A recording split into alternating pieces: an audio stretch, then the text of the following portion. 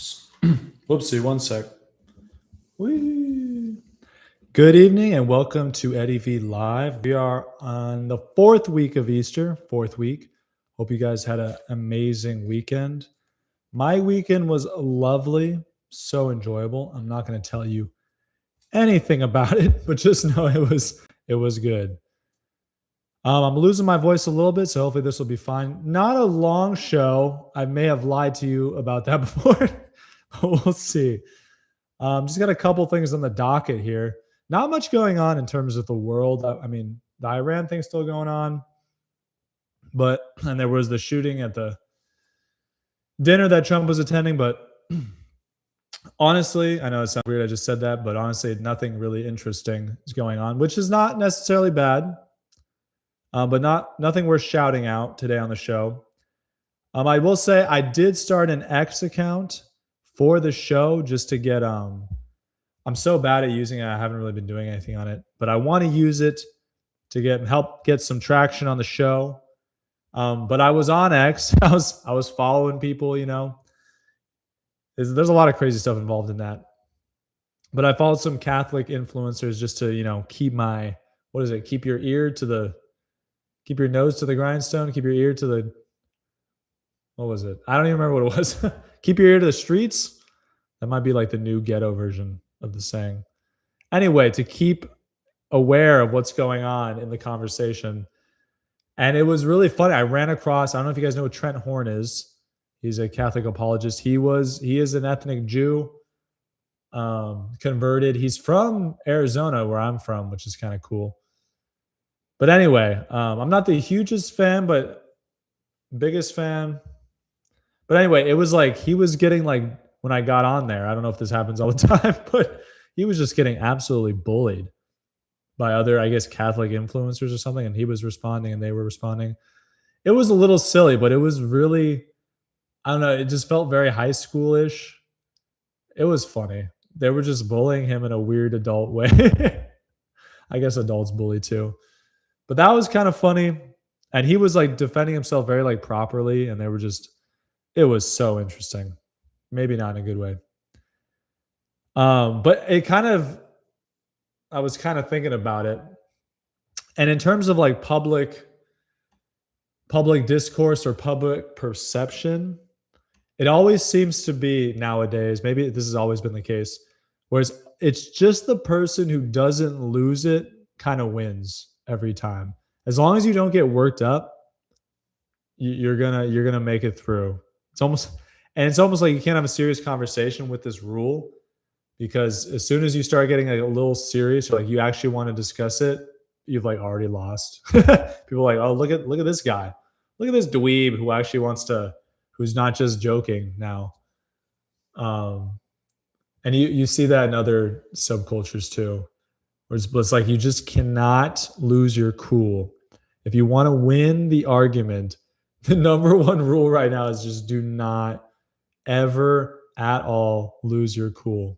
I can't think of a single time someone lost their cool and everyone was like, yeah, that was the right move in terms of public discourse. So that seems to be the rule. I will try to follow that. I'm a little more chill nowadays. Before I was a little hot-headed. And then you realize you can't really change anyone's mind, which I mentioned that last week. But I was thinking about that. It's just nowadays is the coolest cucumber, which is sometimes you got to lose your cool. But now it's the coolest cucumber wins the tasty treat or something. But I want to get into the real topic for tonight, hopefully really quick. I want to start this. I'm single. I'm Catholic. So I don't know if I'm the expert, but I have experience in dating. So that gives me some sort of possibly credit here.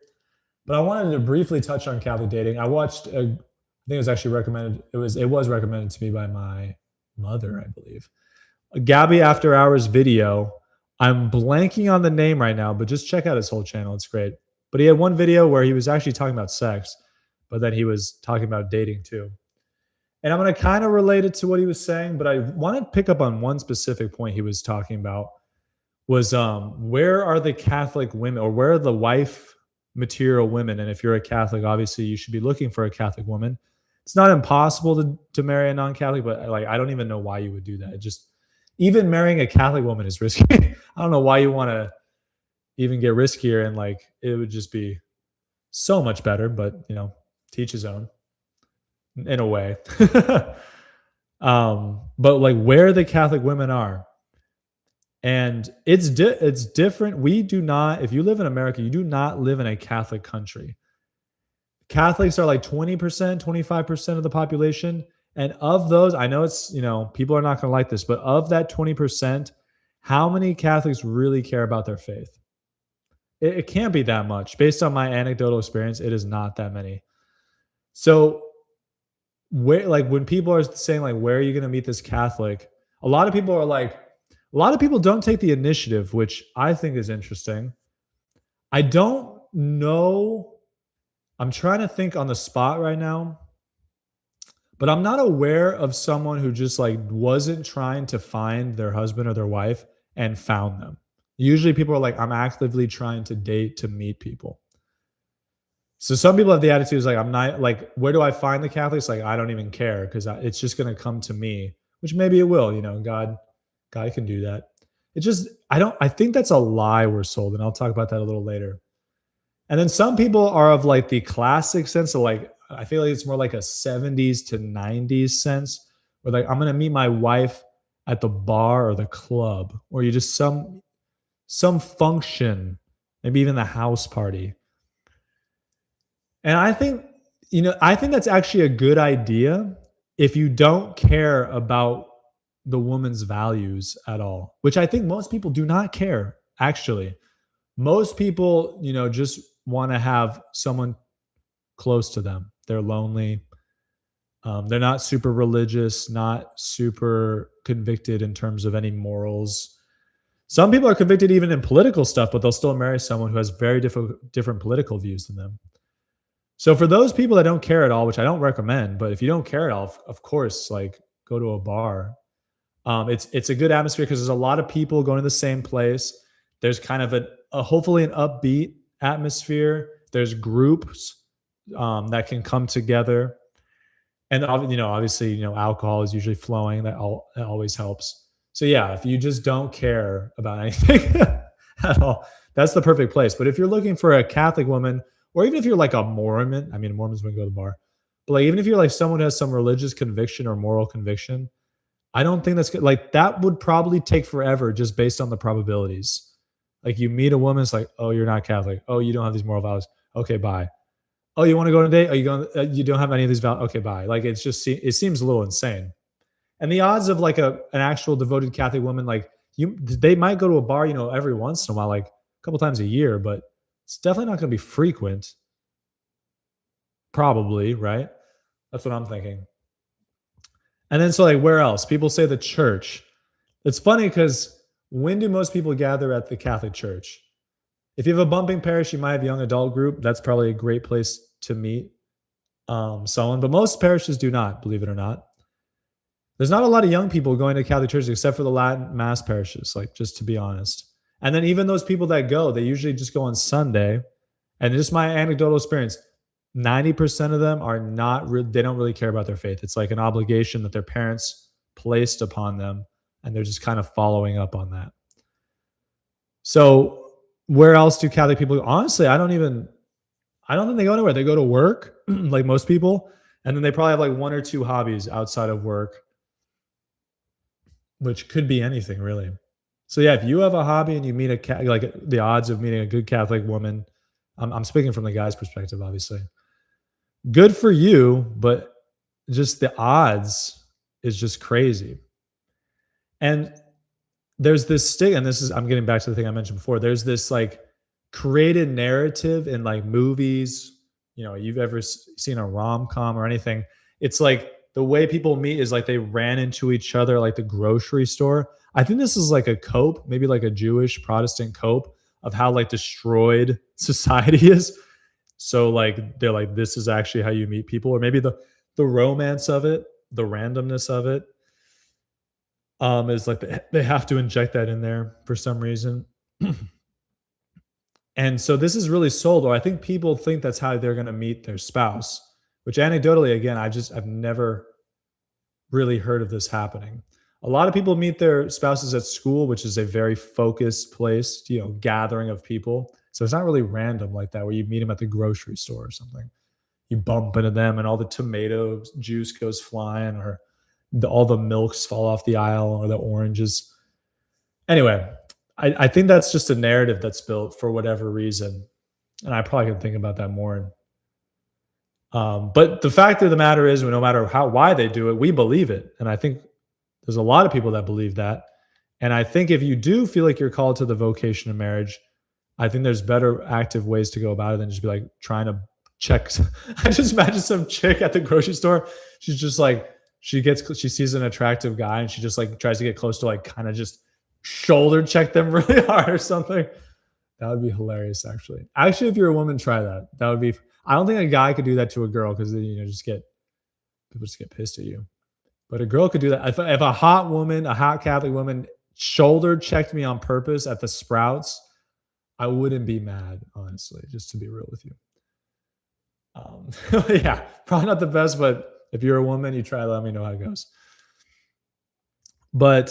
And then I'm appreciate Gabi speaking, because this is what I've been trying to do recently is online dating.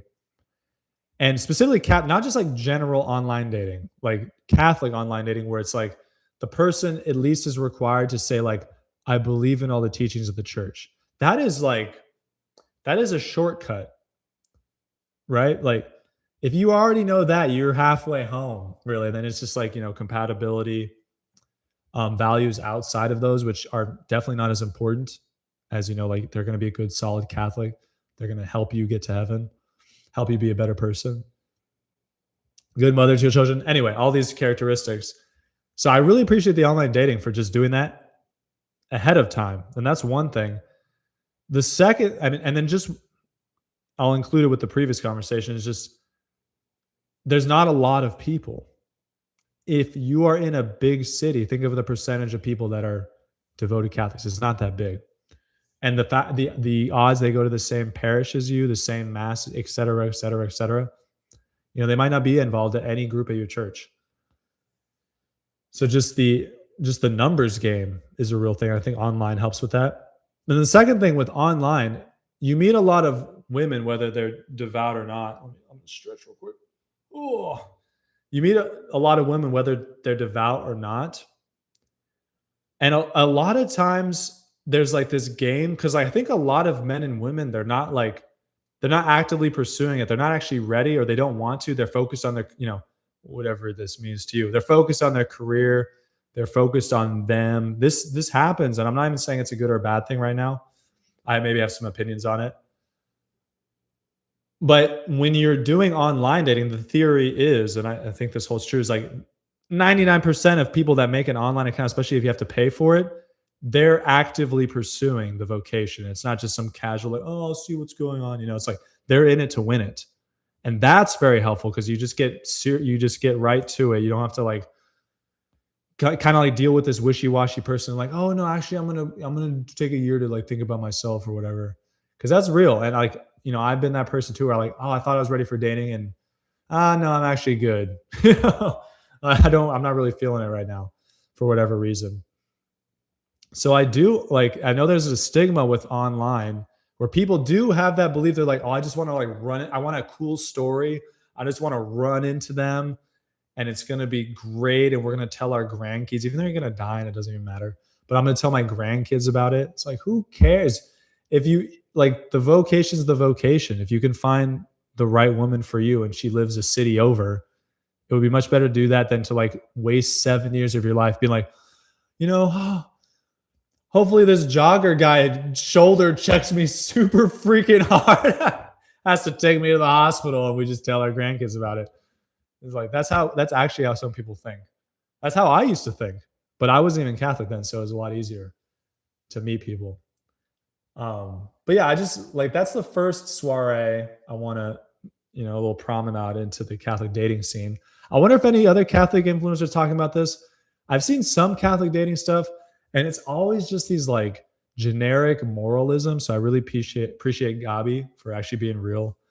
Sometimes they'll say things like, if you want to find the right woman, you need to not be looking, or like you need to like if you're really trying to find the right, I don't even know. What was the thing I heard the other day? I think it was Father Mike Schmitz. He's like, if you want to find the right woman, you need to stop worrying about getting married. It's like, okay, I see what you're saying. It's just not helpful at all. It's like not even advice. It's just like you're like, where can I find Catholic women? It's like, well, if you're trying to find them, you're not doing it the right way. It's like, oh my goodness. Okay.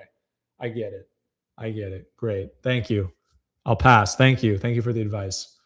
I love Father Mike Schmidt. You know, he's done a lot of good stuff, but I think in the dating stuff, there's just been a failure. I'm sure there's some good people out there. I just haven't seen them yet. So if you know of any, let me know. But that's just my immediate thoughts about like the where thing. Because before we had, you know, in Christendom, I think that's most people are comparing it to, which Christendom lasted pretty long. Some people argue still we have it, but I don't even think so. But like, let's just say you go to the Middle Ages, because it's like Catholic Christendom before the Reformation.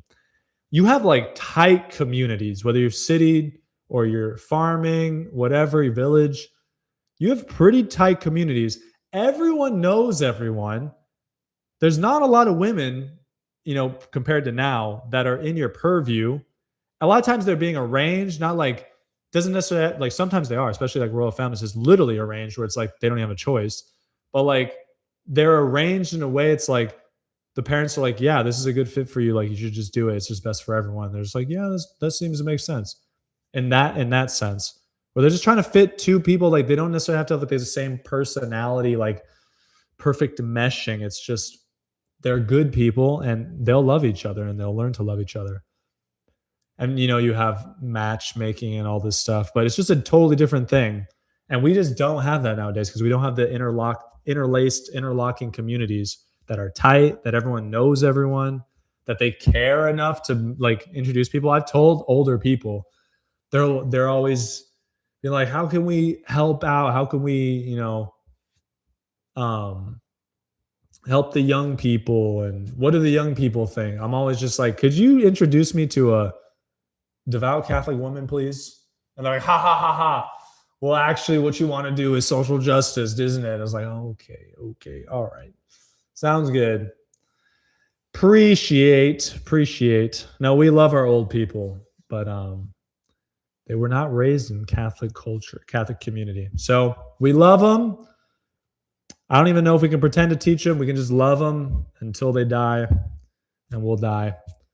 But yeah, if you're an older person watching this, is like, hey, you could be the one. If you know someone and they know someone, a man and a woman, like maybe you get them together if they're both trying to get buckled down in the old switcheroo, the old boxcar.